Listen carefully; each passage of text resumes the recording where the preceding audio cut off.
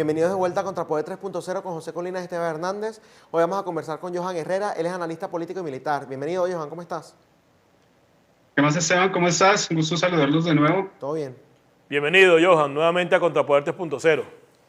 Gusto estar aquí de nuevo, José. Bueno, Johan, fíjate que creo que fue la semana pasada, hubo un video que se hizo viral en Colombia y después, por supuesto, como siempre decimos, si llueve en Colombia, hay una llovizna en Venezuela y viceversa, ¿no? Fue tendencia en Sí, Colombia y después fue tendencia también en Venezuela, como 2 o 3 días después, de un guerrillero llamado Santrich, ¿no? En donde, bueno, estaba básicamente quejándose por la difamación, cómo a la gente se le ocurre llamarlo narcotraficante, terrorista y todo eso, y de una u otra manera reivindicó a quienes lo defendieron. En primer lugar, ¿qué piensas tú del video? Y después también, ¿cómo lo tomó la gente en Colombia? pues hombre, ¿cómo tomar un video como esos? Eso es como si saliera un video hoy día de Adolfo Hitler diciendo yo amo a los judíos, yo amo a los judíos, son el pueblo maravilloso, yo siempre los quise y los amé. Y después buscar personas que digan que él es una persona maravillosa porque salió ese video diciendo. O sea, como bien dice el dicho, el papel lo aguanta todo, la versión moderna sería, pues el video lo aguanta todo. Yo puedo grabar un video diciendo que soy Sor Teresa de Calcuta y que he estado en la India ayudando a la gente, pero eso ni me hace Sor Teresa de Calcuta ni me hace haber ayudado a la gente. Entonces, Santrich puede salir a decir lo que quiera en un video y puede salir a jugar al indignado, que es a lo que todo el mundo juega hoy día. Hoy día vemos es la política de la triste realidad que vivimos, ¿no? En la que todo el mundo quiere ser una víctima. Sí. Entonces, hoy día todo el mundo juega a ser la víctima, lo vemos en los movimientos que se generan en Estados Unidos, Chile, Argentina, Colombia. Es el juego de la víctima y pues entre más víctimas soy, estoy tratando de hacer que todo el mundo me vea como el pobrecito y buscar que la gente me apoye porque pobrecito yo. Fíjate que en la propia nota que estaban colocando en pantalla, ahí se cita a una activista que ella, a diferencia tuya, ya sí es uribista, ¿no? Pero ella está, digamos, proponiendo algo que quiero ver si lo comparte. Ella dice, bueno, hay que aprovechar que este Santrich de una lista de toda la gente, porque él habla de sus aliados en el campo de batalla, ¿no? Pero también habla de sus aliados en el Congreso, menciona políticos como Iván Cepeda, por ejemplo, y otros tantos. Y ella dice que, bueno, hay que agarrar esa lista y aprovechar para investigarlo, ya que él mismo los está diciendo. ¿Tú estarías de acuerdo con eso? ¿Te parece que es una propuesta lógica? Por supuesto. Mire, más allá de uribismo o no uribismo, cuando un narcotraficante conocido dice que tiene aliados políticos en el Congreso o en el Senado, eso es un motivo de investigación. O sea, ¿a qué vamos? La cosa no se trata de si uno es uribista o no es uribista, o de qué posición política uno tenga en Colombia. Se trata de que si un narcotraficante que se sabe que es un narcotraficante, porque es que el caso Santrich no solo se remite a que la policía colombiana o el ejército colombiano o el Estado colombiano lo haya acusado de narcotráfico. Se trata de que Jesús Santrich tiene procesos abiertos en Estados Unidos y en otros países por narcotráfico. Porque recordemos que en el caso cuando hubo el arresto de Jesús Santrich, que fue de las pocas cosas buenas que hizo Iván Duque, en las poquitas cosas en las que parece que encontró un pantalón largo entre su ropa porque se la pasa con pantaloncito corto y su pequito. De esas pocas ocasiones en las que se puso los pantalones y se cayó un brecito, él arrestó a Jesús Santrich y como cosa rara, la Justicia Especial de Porquería, de Paz en Colombia, La jefa. lo sacó de la cárcel, ¿no? Cosa que después Jesús Santrich salió corriendo y apareció en Venezuela mágicamente, ¿no? O sea, automáticamente llegó y hizo ¡pum! Y se desapareció. ¿A qué me remito yo con esto? A que Jesús Santrich conoce y sabe las acusaciones que tiene la DEA, las acusaciones y pruebas que tiene el SOCSAV, que son los aliados que, cuando, como decimos acá en Colombia, cuando los monos hablan, es porque los monos saben. Y no nos referimos a monos de animal. Recuerden que en Colombia se le dice mono a los gringos. Entonces, cuando el mono habla, cuando los gringos dicen, cuando los gringos aportan pruebas, y sobre todo en casos de narcotráfico, recordemos que el Plan Colombia aporta un montón de dinero justamente para esa clase de investigaciones. Alrededor del 60% de la tecnología de inteligencia colombiana es aportada por dinero de los Estados Unidos justamente para evitar el narcotráfico.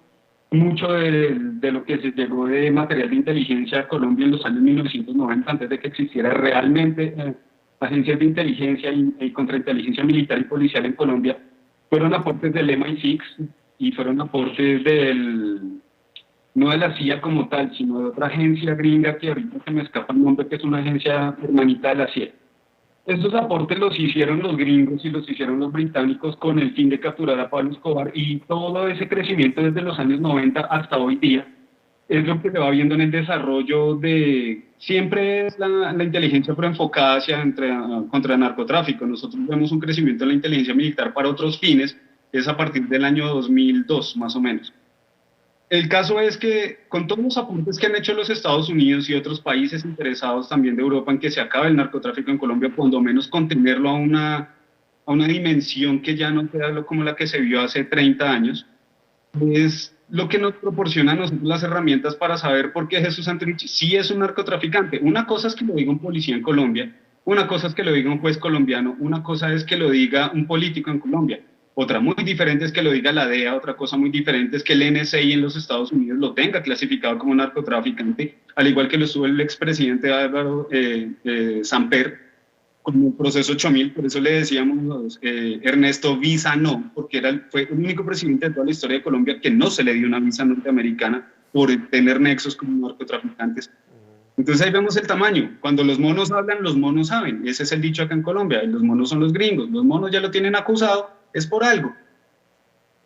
Ahora bien, entonces él está dando estas declaraciones ¿para qué? ¿Para qué ponerse ahorita a decir, bueno, me están difamando, me están acusando, yo soy María Teresa de Calcuta? ¿Por qué hacerlo en este momento? ¿Qué está buscando con eso?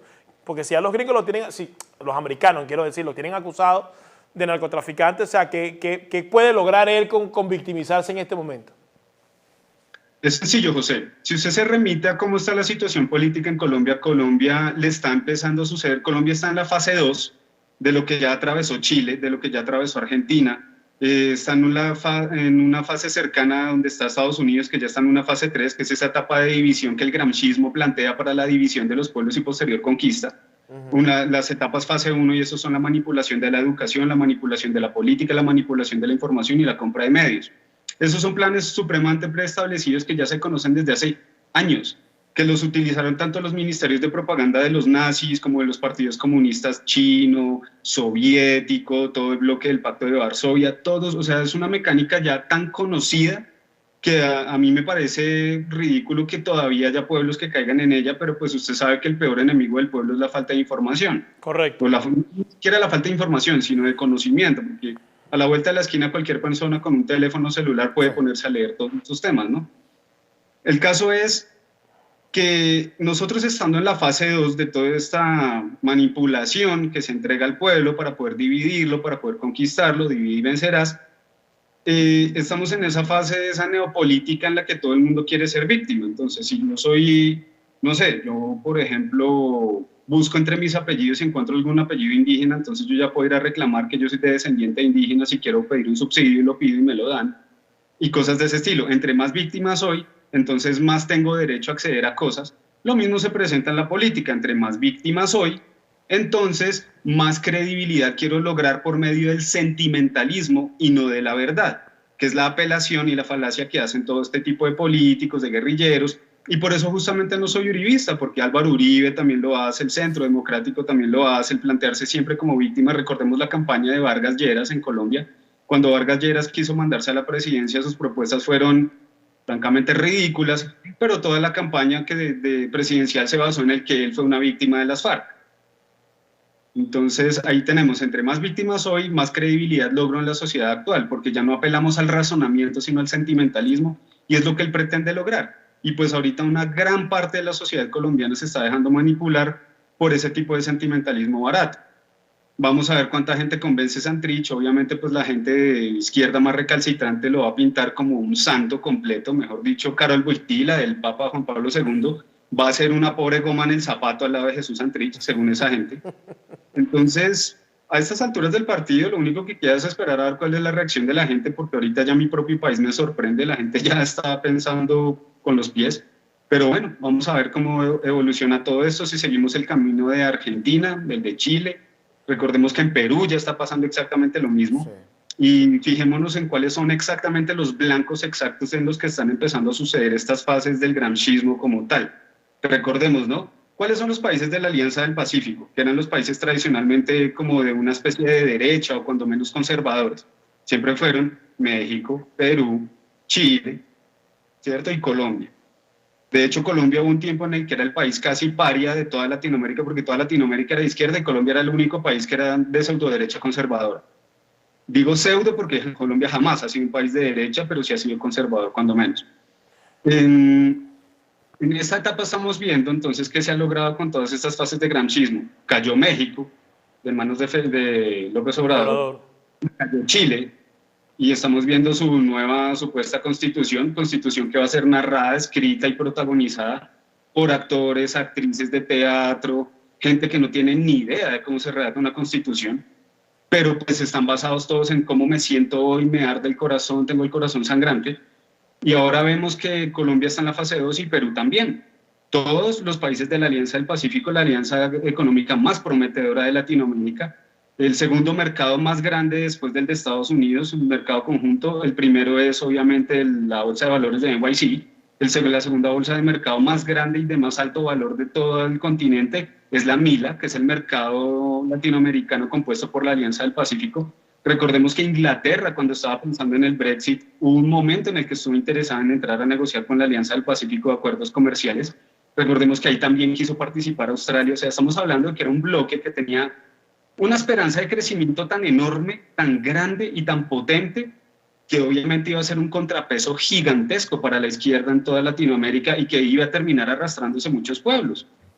Macri estuvo a punto de querer entrar a la Alianza del Pacífico, y ahí se hubiera podido haber arrastrado a Argentina hacia una economía saludable, pero obviamente pues el peronismo no dejó hacer eso, porque pues si tú no tienes víctimas, si tú no tienes gente muriéndose de hambre, entre comillas, entonces pues no tienes el obrero que va a votar por la izquierda. La izquierda le gustan tanto los pobres que los multiplica, porque los necesita la gente pobre para que sigan votando por la izquierda. Correcto. Y ya pues, Johan, tengo una pregunta para ti, dos preguntas, pero una muy personal. ¿A quién apoyarías tú dentro de una elección presidencial en Colombia? Porque no eres uribista. ¿A quién apoyarías? ¿Visualizas un candidato? ¿No apoyarías a nadie? O sea, el problema que yo tengo ahorita radical con eso es que en serio no veo un candidato por lo menos que tenga seriedad o que tenga algo. O sea, literalmente ahorita en Colombia se entraría a votar es por el menos peor. Claro. Lamentablemente. Hay algunos candidatos, no candidatos, sino algunos políticos muy específicos en los que veo cierto nivel de empuje, de julepe, que tienen la energía, tienen la base teórica, tienen la base económica, tienen las cosas muy claras, pero lamentablemente no tienen el recorrido político aún ni el capital político para llegar a hacer ¿Cómo algo. quién? En esto pienso, por ejemplo, hay un senador, se llama Carlos Eduardo Acosta. Carlos Eduardo Acosta tiene unas propuestas en economía que yo sé que Esteban las amaría, porque pues Esteban es de corte casi libertario. Yo sé que la gente de derecha, pues derecha, llamándola derecha, conociéndola como la libertad económica, amaría las propuestas de este señor, porque son propuestas de una libertad económica jamás vista en Colombia. Y recordemos que Colombia supuestamente se le tilda de derecha, pero son ¿Quién es senador por qué partido? Es uno que se llama Colombia Justa Libres. Es un partido pequeñito, de hecho tiene como 2 senadores nomás. Es un partido de hecho, creo que es de corte religioso, pero pues a mí no me interesa en qué creo que deje de creer el señor, a mí me interesa son sus propuestas. Y si usted lee toda la trayectoria del tipo, los proyectos de ley que defiende, por qué los defiende, y usted ve los debates del tipo, honestamente el tipo como presidente, yo lo veo tal vez para un segundo boom económico estilo años 2000-2010, que fue como la era de oro de Colombia, en la que hubo el crecimiento del 4, casi 5% constante todo el tiempo. Yo creo que ese tipo podría llevarnos allá o incluso más allá.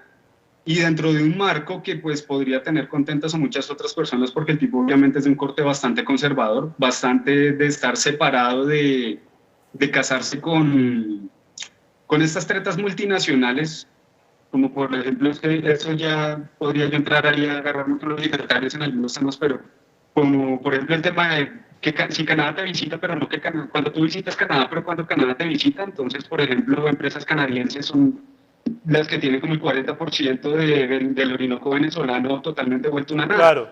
Entonces, de ese tipo de empresas Johan, se nos acaba el tiempo, pero me quiero hacerte una pregunta rápida. Leopoldo López acaba de llegar a Colombia y planea reunirse con Iván Duque. ¿Tu opinión al respecto? Tiempo perdido. Tiempo perdido. Tiempo perdido. Bueno. Ustedes y yo sabemos que ahorita en Venezuela literalmente lo único que hay bueno es su pueblo, porque absolutamente no hay ni un político en Venezuela, ni uno solo, que no esté jodido por algún lado, y perdón por la palabra, pero no hay un solo político que de verdad tenga... Creo que compran la ropa donde la compra Iván Duque, porque ninguno encontró los pantalones. Bueno, está muy bueno eso. Bueno, muchas gracias, Johan Herrera. De verdad que siempre un placer conversar contigo. Además, con mucho humor estas entrevistas, pero muy profundas. Aprendemos muchísimo y estoy seguro que la audiencia también. Muchas gracias, Johan. Siempre un placer. Bueno, muchas gracias. Era Johan Herrera, analista político y militar colombiano. Fíjate qué interesante hablar con él, porque te da dos nombres que uno usualmente no escucha por ninguna parte, pero que ya vamos a comenzar a voltear a ver de qué se trata. Interesante siempre conversar con Johan Herrera. Esto ha sido todo por hoy en Contrapoder 3.0, el programa de la derecha en Factores de Poder, que definitivamente es el canal de la información. Duele a quien le duela. Hasta mañana. Este programa fue presentado por John de la Vega, abogado de inmigración.